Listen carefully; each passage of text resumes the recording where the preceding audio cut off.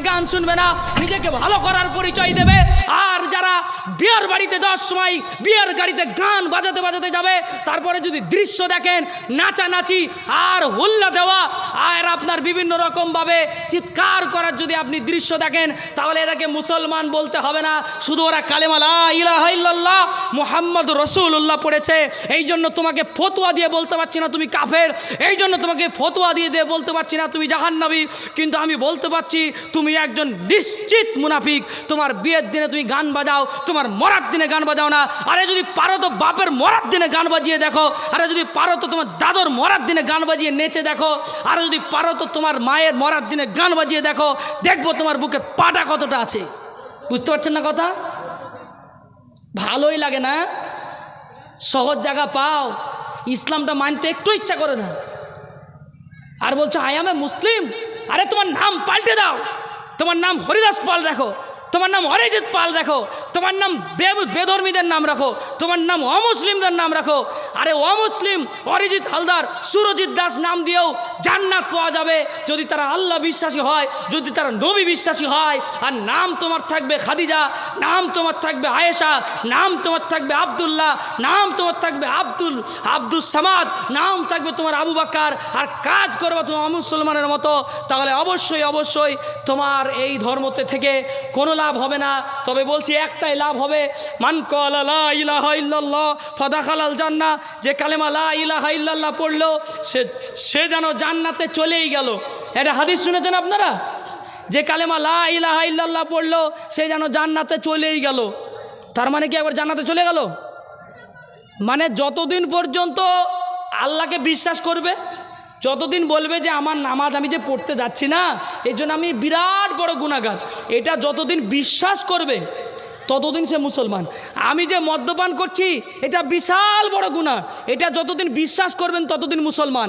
আর যদি মনে করেন মৌলবীদের সব কথা শুনতে গেলে হবে, এ কথা বলা মাত্র কাফের হয়ে যাবেন আপনি। মৌলবীদের সব কথা শুনতে গেলে হবে না। মৌলবী কি তার বাপের কথা বলে? হ্যাঁ, আমার কি মনে হচ্ছে আমার বাপের কথাগুলো আমি নকল করে করে বলছি? এগুলো আল্লাহ এবং তার রসুলের কথা। আপনাকে হয় বলতে হবে আমি গুনাহগার, আর তা না হলে আপনাকে যদি অস্বীকার করেন তাহলে আপনি হয়ে যাবেন কাফির। অস্বীকার করলে কাফের হয়, কিন্তু স্বীকার করে যদি কেউ গুনাহগার হয় তাহলে সে জাহান্নামী হয়। বুঝতে পারলেন না কথা?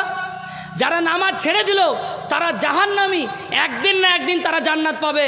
কিন্তু যারা নামাজটাকে মানলই না, নামাজ কোনো ধর্মই না, এটা কোনো পড়ার দরকারই না, গান শুনলেও কোনো ব্যাপারই নাই, গান শোনা না শোনা ও কোনো ব্যাপারই নাই, এই ব্যাপারই নাই বলে যারা চালিয়ে দেবে তাদের কিন্তু সমস্যা আছে। এই জন্য আমরা একটু বুঝতে শিখি ভাইজানেরা আমার, আব্বা জানেরা আমার। আপনারা খারাপ লাগছে কিনা বুঝতে পারছি না, আপনাদের কথা বুঝতে পারছি না। আমি তো কথা বলে চলে যাচ্ছি, সুরতাল আমি খুব একটা করি না। শেষের দিকে আপনাদের জন্য একটা সুন্দর ঘটনা উপহার দিয়ে আমি এখান থেকে বিদায় নেবো ইনশাল্লাহ, অসুবিধা নাই। তবে আপনারা কি অসুবিধা ফিল করছেন? অসুবিধা হচ্ছে? আলহামদুলিল্লাহ। তো আমরা আব্বা জানেরা আমার, ভাই জানেরা, আড়ালে বসে থাকা মা ও বোনেরা, আপনাদেরকে কি কথা শোনাবো বলেন? গতকালকে একটা বই পড়ছিলাম, বইটা বাংলাদেশের ঘটনা, বাংলাদেশের একটা চিত্র তুলে ধরা হয়েছে। বলছে বিগত 5 বছরের মধ্যে কি তার থেকে এই কয়েক বছরের মধ্যে অবিবাহিত 12 লক্ষ মেয়ে গর্ভপাত করেছে। নাউযুবিল্লাহি মিন জালিক। অবিবাহিত 12 লক্ষ মেয়ে তাদের সন্তান নষ্ট করেছে। অবিবাহিত মেয়ে 12 লক্ষ সন্তান ফেলে দিয়েছে, আর ডাস্টবিন থেকে কুকুরে কুড়িয়ে খাচ্ছে। হায় হায় আস্তাগফিরুল্লাহ। এটা বাংলাদেশে যদি 12 লাখ হয়, আমাদের দেশে 1 কোটি হবে। কারণ বাংলাদেশ হচ্ছে আমাদের দেশের থেকে 29 ডবল ছোট। বুঝতে পারলেন না কথা? আমাদের দেশের থেকে 29 ডবল ছোট দেশে যদি 12 লাখ হয়, আমাদের দেশে 1 কোটি হবে যারা বিয়ে না করে সন্তান পেটে এসেছে। ওরা কত বড় হারাম করে, বুঝতে পারছেন না? আর এর কারণ কি জানেন? ওই যে মা বলছে আমি তোমার খালার মতো, যাও অসুবিধা নাই, যাও ঘরের ভিতরে তোমরা গল্প করো গা। এই যতদিন আমি তোমার খালার মতো বলা না যাবে, যতদিন আমি তোমার খালুর মতো না বলবা না, ততদিন পর্যন্ত তোমাদের বিয়ে হওয়ার আগেই মেয়েদের বাচ্চা আলাদা করে হবে। হায় হায় হায়, ছি ছি ছি ছি ছি ছি, আস্তাগফিরুল্লাহ। আমরা এই সমাজ আমরা তৈরি করে ফেলেছি, তারপরে আমাদের কোনো দুঃখ হচ্ছে না। একটা সন্তান একটা মেয়েকে টিটকারি দিচ্ছে, একটা মেয়েকে জেনার পরিচয় দিচ্ছে, জেনার ব্যাপারে একটু কল করছে, জেনার ব্যাপারে আহ্বান করছে, তখন মেয়েটা ওই মুচকে একটু হাসছে, আর তা না হয় একটু হালকা একটু রাগ দেখাচ্ছে, পরে বাস কোনো অসুবিধা নাই, সেটিং। তো আমাদের এই সমাজকে দূর করার জন্য দায়িত্ব আমাদের বাপেদেরকে নিতে হবে। বাপ আর মা ব্যতীত দুনিয়াতে এমন কেউ নাই যারা এত বড় দায়িত্ব নিতে পারে। অতএব বাপ এবং মাকে অবশ্যই এই দায়িত্ব আমাদেরকে নিতে হবে। তাছাড়াও কয়েকটা কথা আমি বলে আমি আমার ওই আলোচনার দিকে একটু এগিয়ে যাব, যেখানে আপনাদেরকে একটু কথা বলবো বলে মনে করেছি। আমাদের সমাজে মোবাইল অ্যাডিকশান, মোবাইলের যে আসক্তি, আপনি বলছেন আমাদের ছেলেরা কি করে নষ্ট হচ্ছে। এখন বাপ মা মোটামুটি সবাই জেনে গেছে, এটা আমার বলার কিছু কথা না, বাপ মা মোটামুটি সবাই জেনে গেছে যে মোবাইলের কারণেই আমাদের সন্তানরা নষ্ট হচ্ছে। বুঝতে পারছেন না কথাটা? মোবাইলের কারণেই আমাদের সন্তানরা নষ্ট হচ্ছে। কীরকম?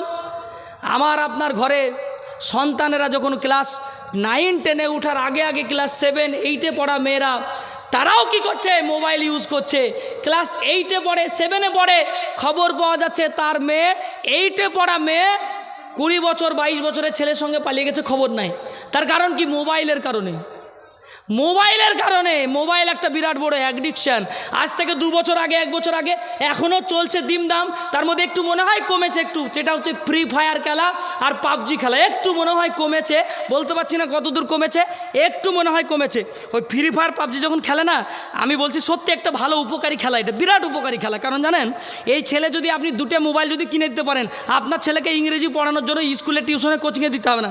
খেলার সময় কী করছে জানেন? এই দেখেন, open short, quick quick, left right right, help, damage damage, quick side side, ও kill kill kill kill kill kill. বুঝলেন? এটা মানে কি? একটাও বাংলা কথা বলছে না আপনার ছেলে, সব ইংলিশ বলছে। তার মানে কি আপনার ছেলে তো ইংরেজি শিখে গেছে গো, সব English. Help, side side side, go go go, fast fast. এত ইংলিশ জানে যে একটা ছেলে স্কুলে পড়াশোনা করেও যারা মোবাইল চালায়নি তারা এত তাড়াতাড়ি ইংলিশ বলতে পারে না। অথচ আপনার ছেলে ক্লাস 6-এ পড়ে, 3-তে পড়ে, 4-এ পড়ে, ওর যা ইংরেজির গতি না, দরকার নাই স্কুলে পড়ানো, আর একটা মোবাইল কিনে দেন, বাস আরামসে ইংরেজি কথা বলা শিখে যাবে। কী দরকার আপনার কষ্ট করে আবার পড়াশোনা করানো?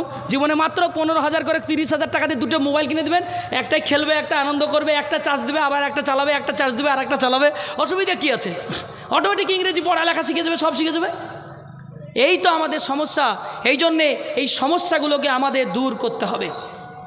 আল্লাহ রাব্বুল আলামিন কোরআনুল কারীমের মধ্যে জানিয়ে দিলেন কাদের মতো হতে হবে।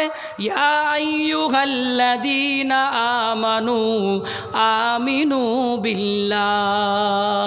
ঈমানদারদেরকে ডাক দিয়ে রব্বুল